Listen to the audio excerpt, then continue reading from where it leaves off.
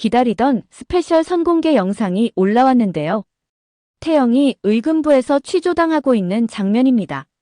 예나 지금이나 특별한 증좌도 없이 증거를 조작하는 건 비슷하다는 느낌을 지울 수 없는데요.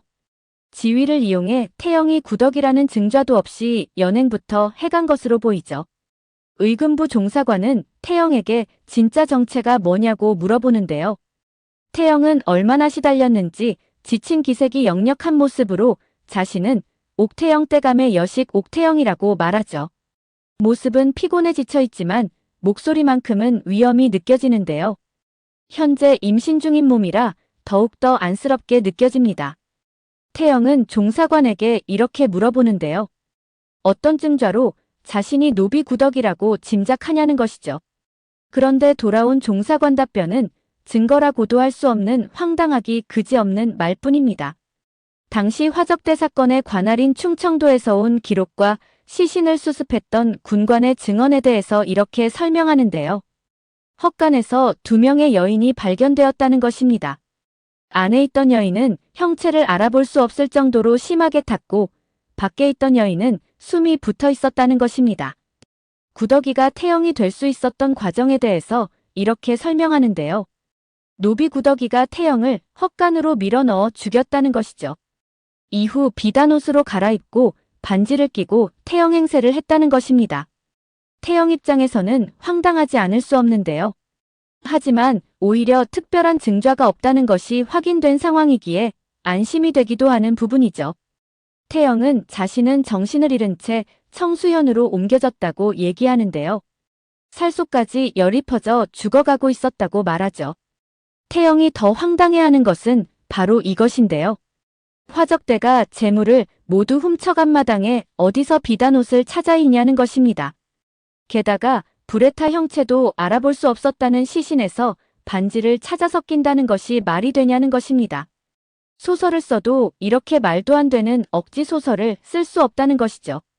그러자 또다시 말문이 막힌 종사관은 이런 황당한 질문까지 던지는데요. 소혜가 기억하는 노비구덕이와 얼굴이 똑같이 생긴 건 어떻게 설명할 거냐는 것입니다. 이거야말로 억지 중에 억지가 아닐 수 없죠. 태영의 이 말은 통쾌하기까지 하는데요. 망상증 환자의 말만 믿고 뇌사한 종사관이 증명해야 한다는 것이죠.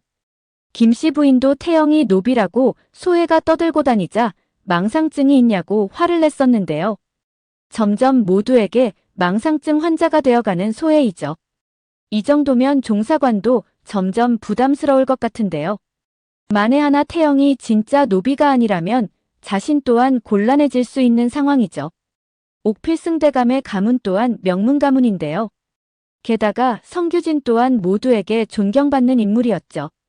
옥태영은 그런 옥필승대감의 여식이자 성씨 집안의 맏며느리이기 때문입니다. 종사관은 청수연에서는 청나라에서 돌아온 태영 얼굴을 제대로 아는 이가 없었다고 말하는데요. 그렇기에 구덕이가 태영 행세를 하며 속이려면 얼마든지 속일 수 있었다는 것입니다. 태영은 또다시 결정적 한 방을 먹이는데요. 옥씨 가문에서 제대로 알아보지도 않고 도망노비를 손녀로 받아들였다는 것이냐며 가문을 욕보이지 말라고 화를 내죠. 이 정도면 종사관이 안쓰러울 지경이죠. 결국 정리해보자면 의금부에서는 아무런 증좌도 없이 소의 말만 믿고 태영을 압송해온 것인데요. 송서인이라는 이름 또한 소혜의 입에서 나온 것으로 보이죠.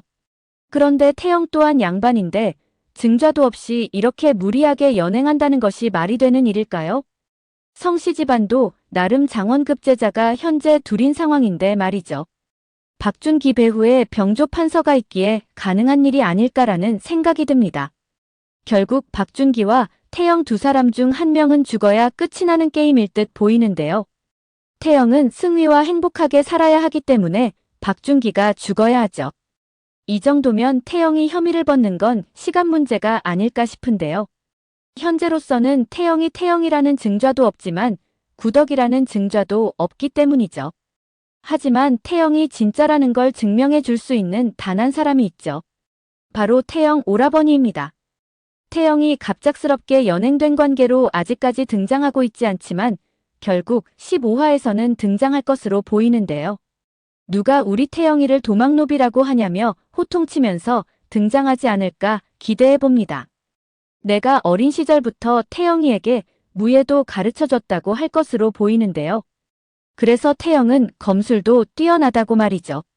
사실 태영은 글공부뿐 아니라 실제로 무예 실력 또한 갖추고 있는데요. 윤겸이 담을 뛰어넘는 태영을 보며 놀라워하자 그가 이렇게 말을 했었죠. 어릴 때 오라버니가 무예를 가르쳐줘서 잘한다고 말이죠. 태영이 혐의를 벗을 수 있는 방법은 두 가지로 보이는데요. 첫 번째는 태영이 진짜 태영임을 누군가 증명해주는 것입니다. 종사관은 태영이 청에서 올 때 청수연에서는 그의 얼굴을 아는 이가 없었다는 주장을 펼쳤었는데요. 그의 말대로라면 진짜 태영 얼굴을 아는 이가 증언해주면 되는 것입니다. 그것이 바로 단 한 사람 남은 태영 오라버니이죠.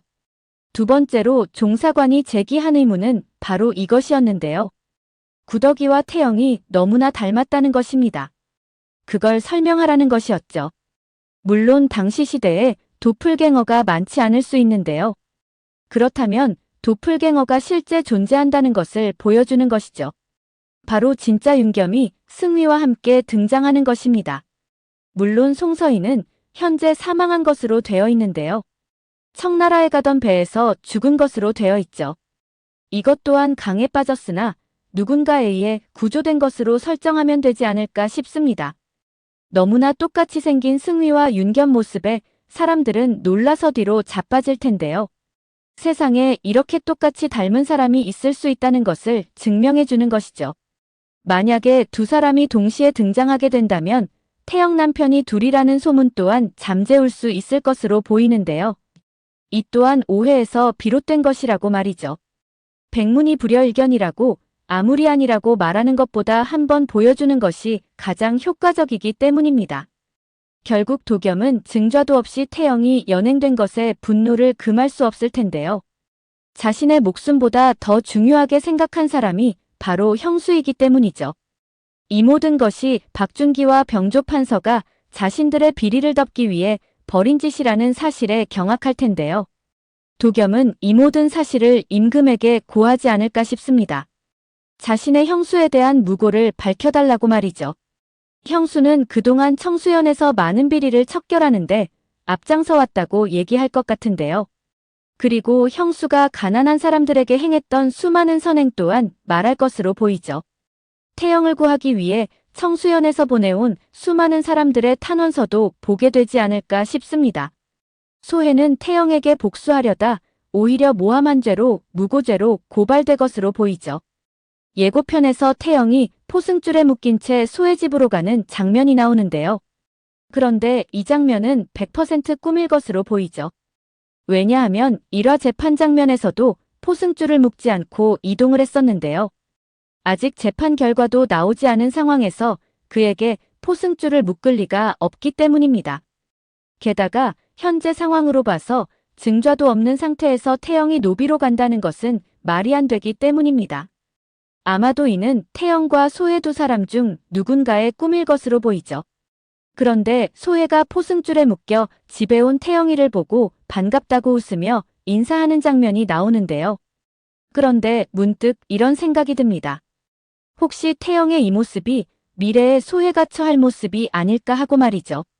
아니면 태영이 구덕이었으면 하는 간절한 바람에서 나오는 망상일 수도 있죠. 그런데 어쩌면 박준기에게 먼저 죽임을 당하지 않을까 싶기도 합니다.